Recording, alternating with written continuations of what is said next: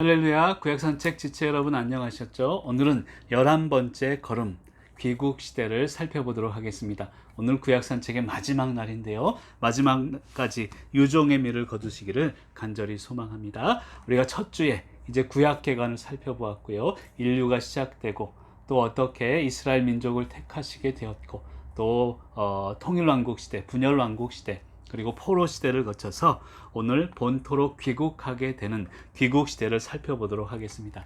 근데 이것이 우리의 인생이 아닌가 생각이 들어집니다.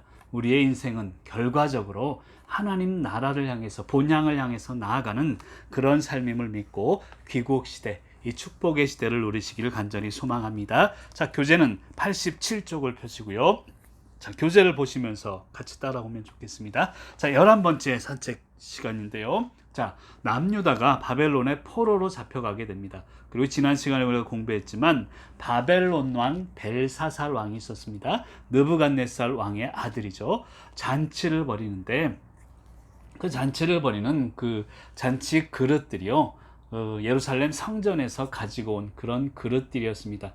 하나님께 예배드려야 할 그런 그릇을 가지고 인간들의 그런 쾌락에 쓰이고 있었다는 것이죠. 그런 잔치를 하는 중에 손이 나타납니다. 왕궁의 벽에 메네메네 데겔 우바르신이란 글씨가 쓰여지게 되는데, 이것은 바로 바벨론이 멸망하게 되는 내용을 담고 있다는 것이죠. 결과적으로 이 바벨론은 나중에 바사왕 고레스에게 멸망을 당합니다. 물론 그 중간에 메대왕 다리오가 또한 바벨론을 멸망시키는 과정은 있습니다만, 이 메대라는 나라도 이 바사, 페르시아의 속국이었기 때문에 바사왕 고레스에게 멸망당한다는 표현, 이 표현을 또 하게 되는 것이죠. 그때가 BC 538년이고요. 바사왕 고레스를 하나님은 사용하십니다. 포로 귀환 칙령을 내리게 되는데요. 약 93년 동안 3차에 걸쳐서 포로 귀환이 일어나게 됩니다. 그래서 남유다 땅에는 성벽, 성전이 이제 재건이 되게 되죠. 그리고 1차, 2차 귀환 사이에 하만과 에스더 사건이 나옵니다. 그러니까 1차, 2차 이 귀환 사이에 있었던 일이죠. 이를 통해서 부림절이라는 그런 절기가 생겨나는 것을 오늘 또 살펴보도록 하겠습니다. 당시에 선지자들이 있는데요. 에스라, 에스더, 느헤미야, 학개, 스가랴, 말라기, 이 선지서들을 중심으로 귀국 시대를 간략하게나마 살펴보도록 하겠습니다. 오늘 구약산책 마지막 시간인데요, 마지막까지 화이팅 해주시기를 부탁을 드리겠습니다. 자, 87쪽 1번입니다. 자, 귀국 시대의 선지서들, 첫 번째로 에스라를 살펴볼 텐데요. 우리가 에스라, 에스더 좀 많이 헷갈립니다. 그러니까 에스라는 스라고 약자로 쓰기도 하죠. 에스더는 에라고 쓰기도 합니다. 어쨌든 이 에스라는요, 에스라 안에 내용이 1차 포로귀환과 2차 포로귀환이 기록되어 있습니다. 그리고 에스라를 읽다 보면 수문 앞 광장에서 심령 부흥 운동이 일어나게 되는 것이죠. 특별히 에스라는 사독의 계보를 잇는 대제사장 아론의 후손으로 알려져 있습니다. 여러분, 사독이 누군가 하면요, 사울왕 기억하시죠? 사울왕을 따르던 자들 중에 사독이라는 제사장이 있었습니다. 열왕기상 4장 4절에 보면 여호야다의 아들 브나야는 군대장관, 그러니까 사울의 군대장관은 브나야였고요, 사독과 아비아달은 제사장이었다라고 표현하고 있습니다. 그러니까 사울 시대의 제사장이었으니까 얼마나 그 당시에 이스라엘 백성들에게 존경을 받는 그런 인물이었겠습니까? 이런 사독의 직계 후손이었다라는 것을 알 수 있고요. 바벨론에서 태어났습니다. 그것도 바벨론에서 포로로 잡혀간 지 3대 혹은 4대 정도의 시간이 흘러서 바벨론에서 태어난 그런 인물이 바로 에스라였다는 것이죠. 그러니까 1차 포로 귀환이 BC 538년에 있었습니다. 이 고레스 성전 재건 칙령을 통해서 1차 포로 귀환자들이 생겨나게 되는데, 약 80년이 지나서 2차 포로 귀환이 일어나는데, 그때 학자 겸 제사장이었던 사람이 바로 에스라였던 것이죠. 한마디로 에스라는 포로 시대 때 모세의 율법을 또 말씀을 연구하고 그 말씀대로 살도록 이스라엘 백성을 이끌었던 그런 제사장이었고 학자였다는 것입니다. 그리고 에스라는 아닥사스다 왕 7년에 2차 귀환대를 이끌고 예루살렘으로 돌아오게 됩니다. 예루살렘에 돌아올 때 이때는요, 성전이 완공된 지 60년이 지난 후에 돌아오게 됩니다. 이따가 좀 살펴보겠습니다만, 성전은 1차 귀환 때 이제 완성이 되거든요. 예루살렘 성전이 파괴되었다가 1차 포로 귀환 때 완성이 되는데, 기록을 보면 20년 동안 지어지게 됩니다. 근데 사실은 20년 동안 매일매일 지은 것은 아니고요. 이 성전 건축을 방해한 사람들이 생겨납니다. 사마리아 사람들, 르훔과 심세라는 사람이 이 성전 건축을 방해하게 되죠. 그러면서 성전 건축이 멈추게 되는데, 그 멈춘 기간이 자그마치 16년 동안이나 성전 건축이 중단되게 됩니다. 그리고 나서 시작해서 4년 만에 성전 건축이 완공이 되죠. 그래서 총 걸린 시간은 20년이라는 시간이 걸리게 되는데, 이것이 바로 포로 귀환 1차 때 일어난 일이라는 것이죠. 그리고 20년 동안 예루살렘 성전이 지어졌으니까 그 지어진 이후에 60년이 지난 이후에 돌아오게 되는 것이죠. 2차 귀환대는 이제 1차 포로 귀환 이후에 80년 후에 돌아왔는데, 20년 동안은 예루살렘 성전을 건축했으니까 예루살렘 성전 건축 이후를 따지면 60년이 지난 후에 돌아왔다. 그것을 제가 교재 87쪽에 써 놓은 것입니다. 근데 제가 왜 이것을 설명하냐면, 예루살렘 성전이 세워지고 60년이 지났는데, 문제는 그 성전이 한마디로 진정한 예배자가 없는 한심한 모습이었다는 거예요. 성전만 있었지 예루살렘 그 성전을 채울 예배자의 모습은 없었다는 것입니다. 그래서 에스라가 이것을 보고, 성전은 세워졌는데 성전은 학개와 스가랴 중심으로 세워집니다.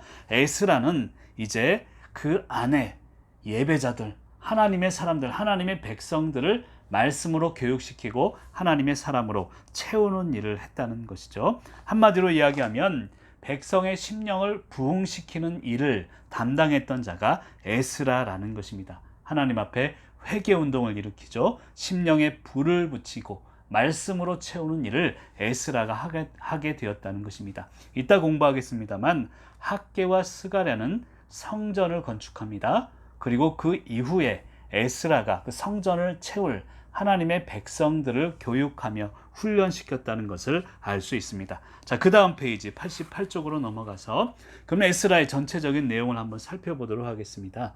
시대는 귀국 시대고요. 1장에서 6장까지는 성전 재건에 대한, 아까 성전 재건은 1차 때 일어났다고 했죠. 그러니까 에스라는 2차 성전 귀환 때, 포로 귀환 때에 돌아온 사람이지만 1차와 2차의 내용을 에스라에 담았다는 것이죠. 그래서 1장과 3장의 내용은 1차 포로 귀환을 담고 있고요. 1장에서 6장까지 내용입니다. 거기 보면 4장에 그 유명한 성전 건축 방해 사건이 나옵니다. 르훔과 심세라는 사람, 사마리아 사람이 방해를 하게 되고요. 그러한 과정을 겪어서 성전을 건축하게 되는 내용이 6장까지 나오게 됩니다. 거기 1차 귀환 포로 귀환자가 49,897명으로 기록이 되어 있고요. 2차 때는 그렇게 많지는 않습니다. 1,754명이 2차로 귀환했음을 우리는 알 수 있습니다. 그러니까 1장에서 6장까지는 1차 귀환, 7장에서 10장 마지막까지는 2차 귀환을 이야기하고 있는데, 아까 얘기 드렸죠. 1차 귀환 때는 성전 건축, 2차 귀환, 에스라를 중심으로 성전에 들어갈 예배자들, 하나님의 백성들의 영적 회복을 노력했던 것이 바로 2차의 내용이라는 것입니다. 그 중에 에스라 4장을 읽다 보면 르훔과 심세, 사마리아 사람입니다. 이 두 사람이 등장을 하게 되는데, 이제 성전을 건축하게 됩니다. 그래서 좋구나, 이제 성전 건축하게 되었구나. 그런데 이 사마리아 사람 르훔과 심세가 자기들도 같이 짓고 싶었거든요. 하나님의 성전을, 똑같이 하나님을 믿는 같은 그런 백성이니까 우리가 같이 짓자라고 이야기를 합니다. 근데 유대 민족들은 사마리아 이 혼혈족에 대해서 굉장히 안 좋은 인식을 갖고 있었습니다. 이방 민족, 특히 아수르 민족과의 혼혈 사이에서 나온 혼혈 민족이었기 때문에 안 된다라는 이야기를 유대인들이 하게 되죠. 여기에 앙심을 품은 이제 르흠과 심새는 그 당시에 이제 아닥사스다 1세에게 거짓 조서를 꾸밉니다. 그게 에스라 4장에 나오는 내용이고요. 그러면서 성전 건축이 중단되게 되는데 자그마치 16년 동안 중단되게 됩니다. 여기서 우리가 참 아이러니하죠. 같은 민족입니다. 어찌되었건 사마리아 민족도 뿌리는 같거든요. 하나님을 믿는 그런 같은 민족, 같은 뿌리라는 입장이었는데도 불구하고 같은 민족이 방해하는, 그리고 같은 민족을 통해서 어려움이 생겨나는 아이러니를 우리가 살펴볼 수 있습니다. 여러분, 유대인이나 사마리아인이나 목적은 같습니다. 성전 건축의 목적이 같지만 그 하나 되지 못하는 마음 때문에 갈라지게 된다는 것이죠. 그리고 나서 자그마치 16년 동안이나 성전 건축이 중단되게 됩니다. 여러분, 교회의 모습도 마찬가지입니다. 우리 믿는 사람의 가정도 그렇고요. 자그마한 일 때문에 우리가 하나 되지 못하면 갈라서게 되고 힘들어지게 된다는 것입니다. 그래서 때로는 힘들어도 마음을 같이 하는 것이 중요하다는 것을 깨달으시길 바랍니다. 그리고 이 16년 동안 중단되면서 문제가 생기기 시작합니다. 한마디로 쉽게 설명을 드리면 성전을 지을 돈은 갖고 있었어요. 이들이 성전을 지을 건축 헌금은 갖고 있었는데 성전이 중단이 되니까 그 돈을 써야 되는데 그 돈을, 그 재정을 성전 짓는 데 쓰지 않고 자기 집 짓는 데 쓰게 됩니다. 에이, 성전도 못 짓는데 내 집이나 꾸며보자. 대리석 갖다가 좋은 가구 갖다가 자기의 집을 짓는데 서로 열중하게 되는 시기가 바로 이 시기라는 것입니다. 그러다 보니까 자기의 집은 계속 늘어나고 자기의 집은 번듯하게 되는데 성전은 계속 흉물로 남게 됩니다. 이때 등장한 선지자가 학개와 스가랴입니다. 학개와 스가랴가 아니야, 하나님께 돌아가야 한다, 성전을 건축해야 한다, 계속적으로 부르짖게 되는 것입니다. 그리고 나서 이제 16년 후에 바벨론 왕 다리오 때에 이제 성전 건축이 다시 재개되게 되고요. 4년 만에 BC 516년에 완공되게 되는 것입니다.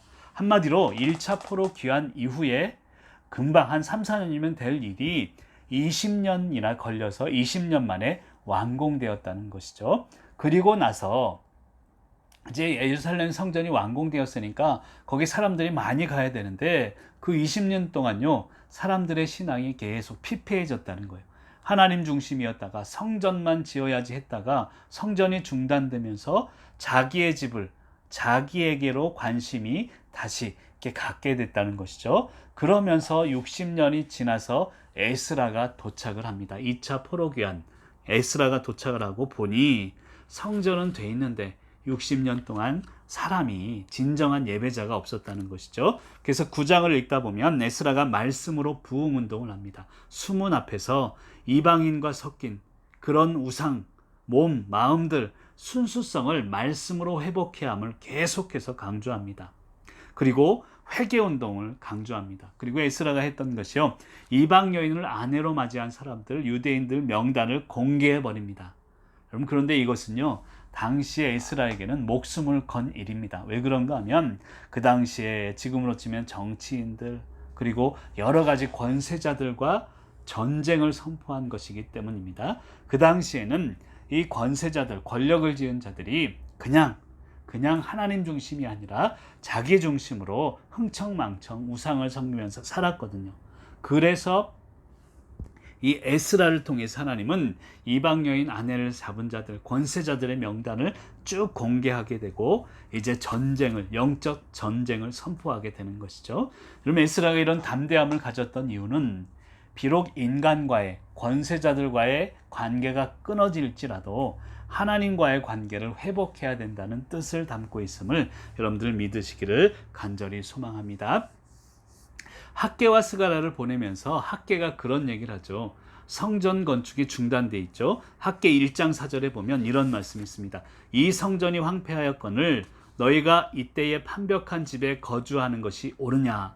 성전은 황폐되었는데 너희 집은 이렇게 의리의리한데 이것이 옳으냐라고 이야기합니다. 그리고 6절에 보면 너희가 많이 뿌릴지라도 수확이 적으며 먹을지라도 배부르지 못하며 구멍 뚫어진 전대에 넣음이 되느니라 라고 표현합니다.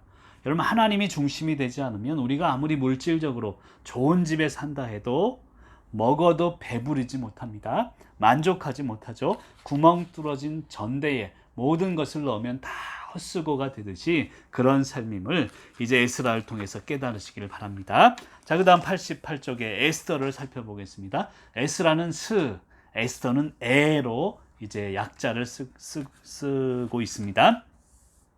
에스더 하면 생각나는 게 죽으면 죽으리이다라는 그런 믿음이죠. 금호를 내밀게 한 아름다운 여인이다라고 제가 표현을 했는데, 에스라와 에스더를 시기적으로 보면요, 사실은 에스더가 좀 에스라보다 빠릅니다. 그리고 에스더를 통해서 우리가 알아야 되는 것은 세상과 동화냐 아니면 구별됨이냐, 이것을 선택하라는 것입니다. 우리도 마찬가지입니다. 세상과 동화, 이 동화됨이 아니라 구별됨을 선택하시기를 간절히 소망합니다. 자, 그 내용을 좀 살펴보겠습니다. 자, 바사왕, 페르시아죠. 아하수에로 왕 시대에 일어난 사건을 배경으로 하고 있는데요. 1차, 2차 귀환 사이에 있었습니다.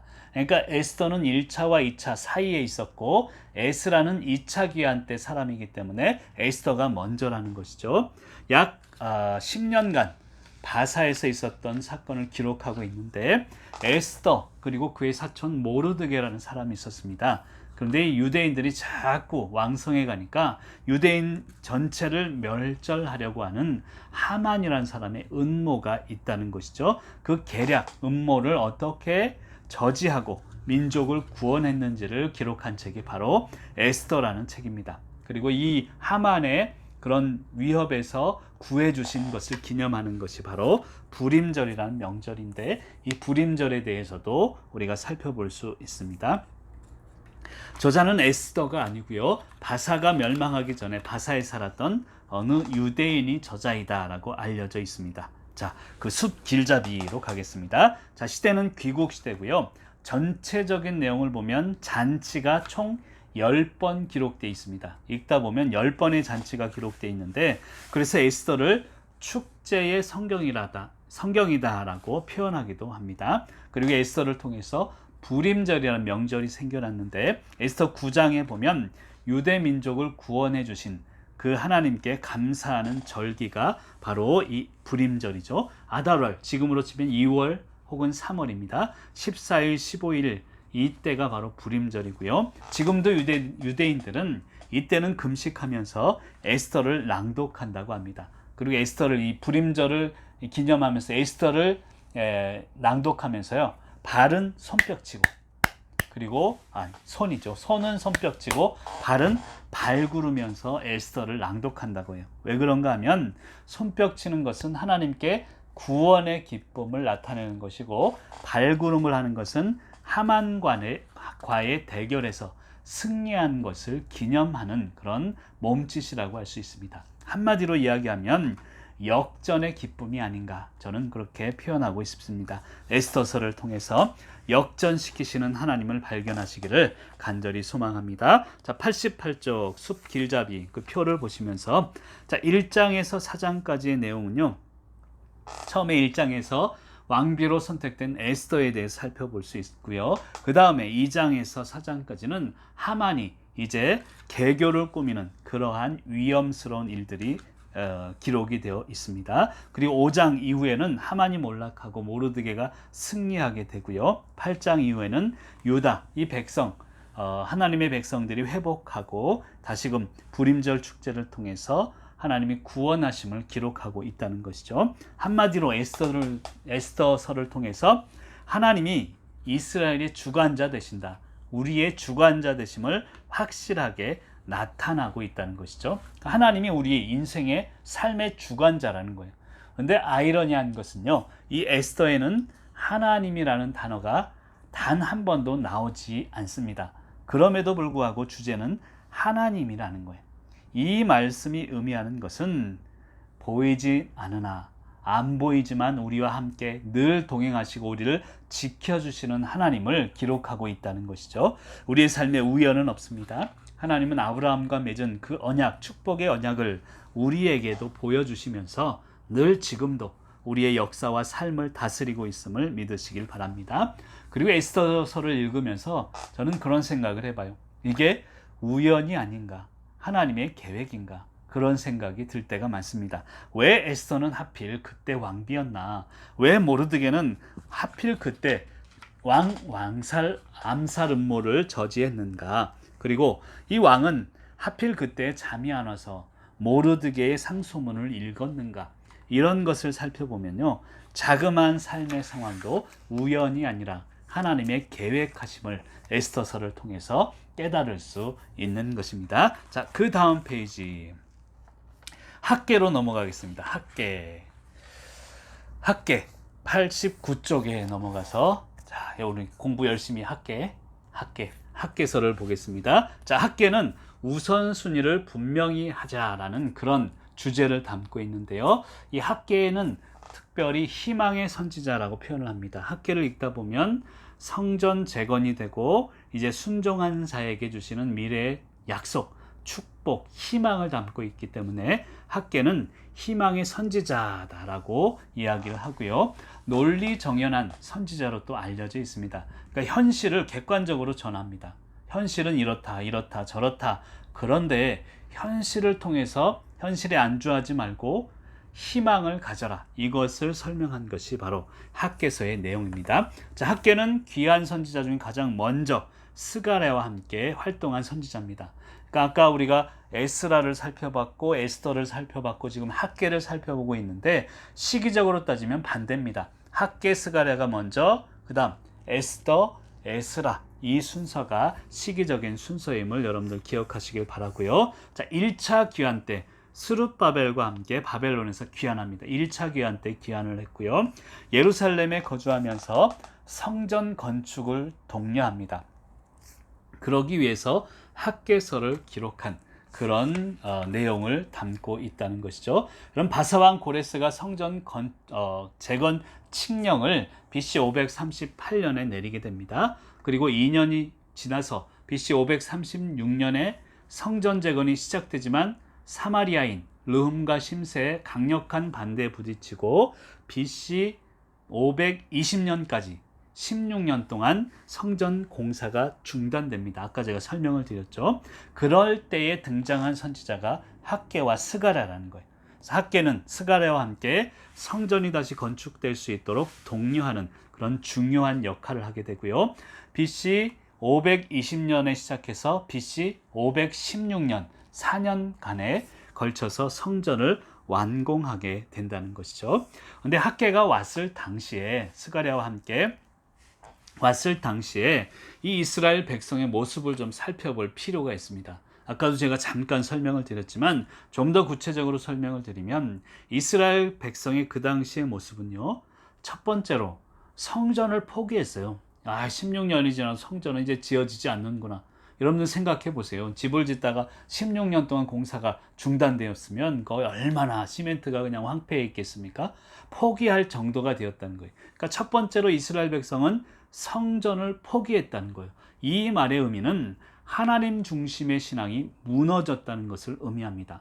그리고 두 번째는 신앙을 포기하게 됩니다. 아까 성전을 포기했어요.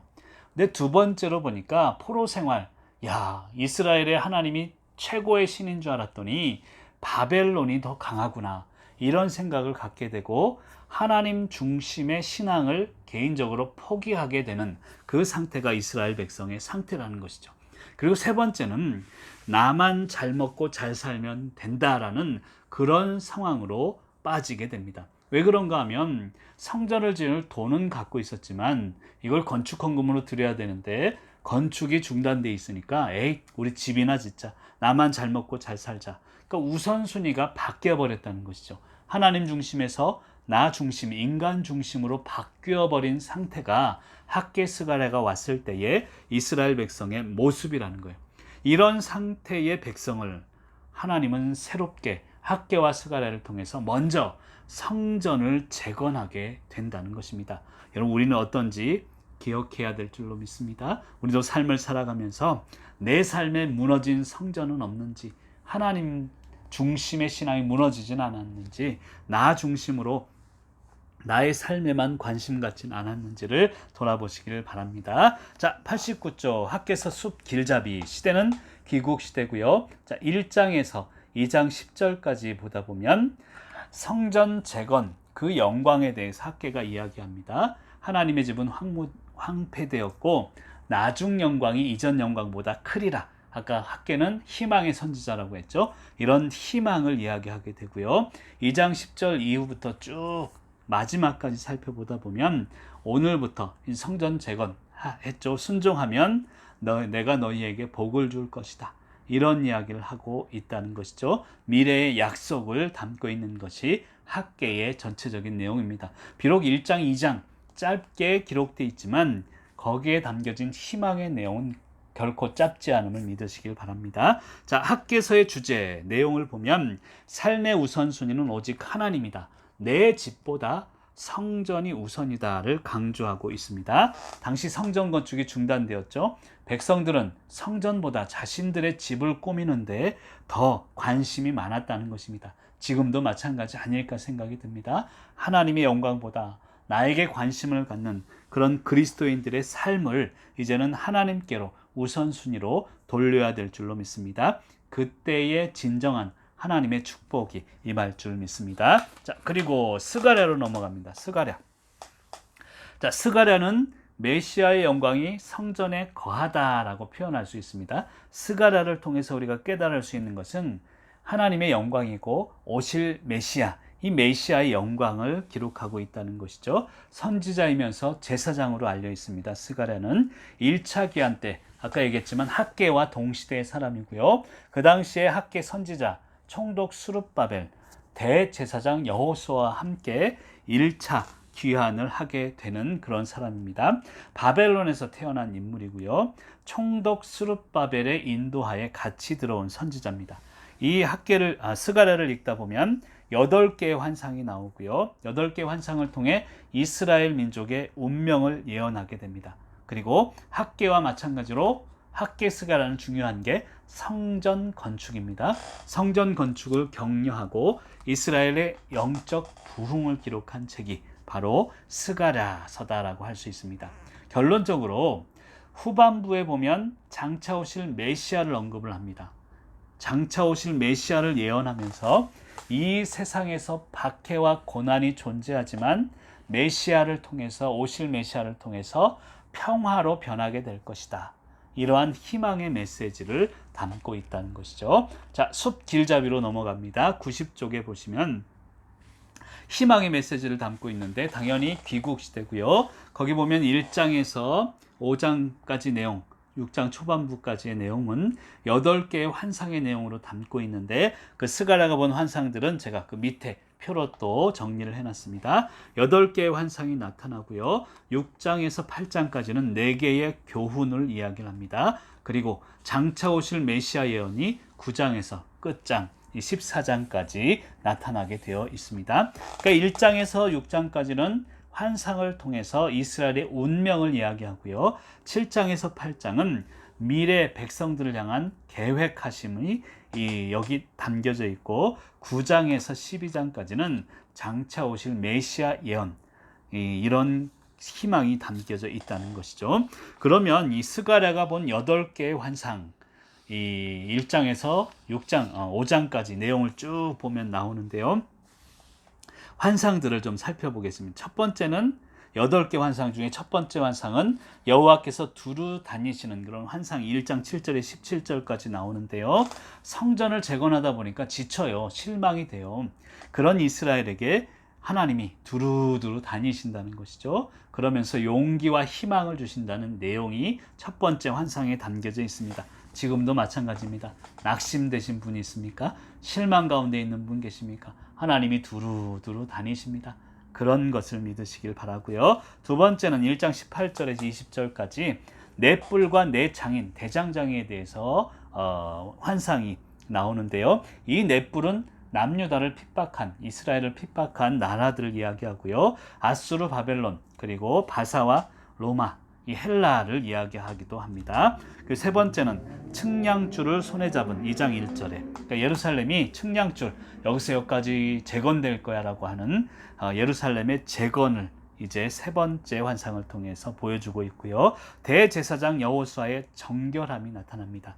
네 번째 환상인데 택한 백성의 죄가 정결함, 거룩해지고 용서함을 받는다. 그게 하나님의 은혜다라고 설명하고 있고요. 다섯 번째는 정금등대와 감람나무 환상이 나타납니다. 4장 2절에서 3절에 보면 자, 이스라엘을 강건하게 하신다는 것이죠. 그리고 낙심한 스룹바벨에게 용기를 준다라는 환상이 다섯 번째 환상이고요. 날아가는 두루마리 환상이 있습니다. 5장 1절에 보면 율법을 지키지 않는 자, 불순종한 자들은 그 율법에 의해서 징계를 받게 될 것을 설명하고 있고요.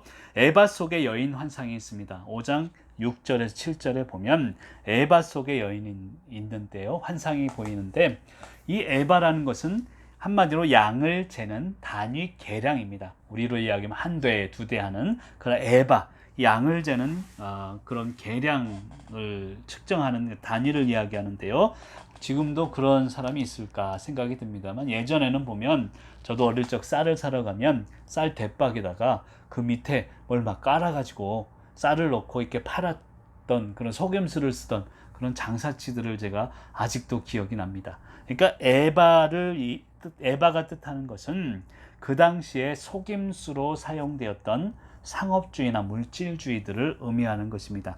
그래서 이런 죄악들 가운데 모든 것이 제거될 것을 이야기하고 있다는 것이죠. 그리고 마지막 여덟 번째 환상은 6장 1절에서 8절까지 네 대의 병기, 이 네 대의 병기를 통해서 이스라엘의 대적들을 정복하시는 그런 하나님을 발견할 수 있다는 것이죠. 이런 환상을 통해서 하나님의 놀라우신 은혜와 장차 오실 메시아, 회복시킬 하나님의 능력, 오게 될 하나님의 나라에 대해서 담고 있는 것이 바로 스가랴에 나온 8개의 환상이라는 것입니다. 자, 여기까지 하고요. 잠깐 쉬고 말라기와 마무리를 하도록 하겠습니다. 잠깐 쉬고 돌아올게요.